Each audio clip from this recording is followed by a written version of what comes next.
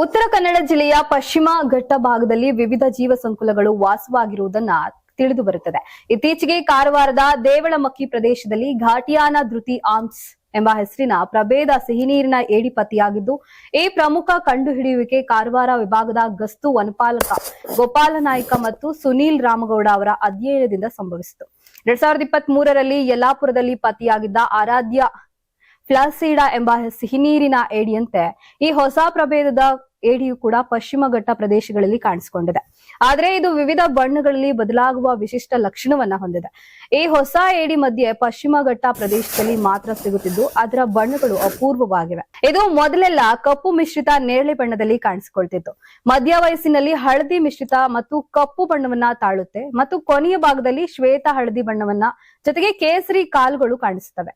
ಇದು ಸುಮಾರು 1 ಇಂಚು ಉದ್ದಕ್ಕೆ ಮಾತ್ರ ಬೆಳೆಯುವ ಚಿಕ್ಕ ಸೀರು ಪಕ್ಷಿ ಮತ್ತು ಸಾಮಾನ್ಯವಾಗಿ 500 ಮೀಟರ್ ಎತ್ತರದ ಹೋಲುಗಳಲ್ಲಿ ಹಾಗೂ ನೀರಿನಿಂದ ತುಂಬಿದ ಮರದ ಪೊಟರೆಗಳಲ್ಲಿ ವಾಸ ಮಾಡುತ್ತೆ. ಇವುಗಳ ಸಂತಾನೋತ್ಪತ್ತಿ ಆಗಸ್ಟ್ ತಿಂಗಳಲ್ಲಿ ನಡೆಯುತ್ತದೆ. ಈ ಹೊಸ ಪ್ರಭೇದದ ಏಡಿ ಪರಿಸರಕ್ಕೆ ಮಹತ್ವದ ಕೊಡುಗೆಯನ್ನ ನೀಡುತ್ತೆ ಎಂದು ಗೋಪಾಲ ನಾಯ್ಕ ಅವರು ಹೇಳಿದ್ದಾರೆ.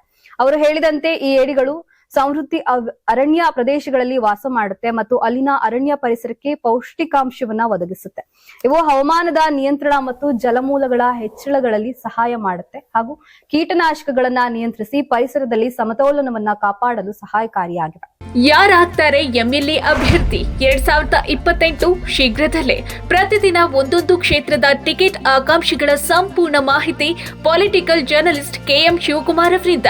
ಕರ್ನಾಟಕದ ನಂಬರ್ 1 ಡಿಜಿಟಲ್ ಮೀಡಿಯಾ ನಿಮ್ಮ ನೆಚ್ಚಿನ ಕರ್ನಾಟಕ ಟಿವಿಯಲ್ಲಿ ಮಾತ್ರ.